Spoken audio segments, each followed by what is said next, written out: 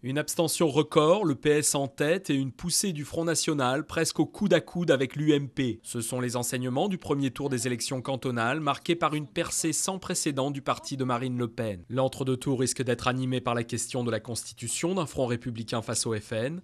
L'UMP s'y oppose officiellement, provoquant déjà des remous dans la majorité.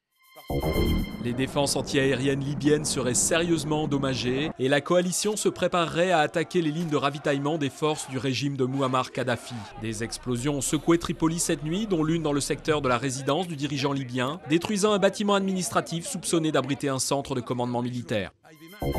Nouvelle alerte à Fukushima, de la fumée s'échappe d'un réacteur. Le personnel qui travaille depuis plusieurs jours pour remettre en service les systèmes de refroidissement a dû être évacué. La situation semblait pourtant s'améliorer dans la centrale nucléaire endommagée par le séisme, dont les 6 réacteurs ont été reconnectés ce week-end à l'alimentation électrique. Fessenheim cible des anti-nucléaires. 10 000 manifestants ont réclamé hier la fermeture immédiate de la plus vieille centrale française. Depuis l'accident de Fukushima, de nombreuses ONG et organisations appellent à un débat sur l'énergie en France, où la production d'électricité est assurée à 80% par des réacteurs nucléaires.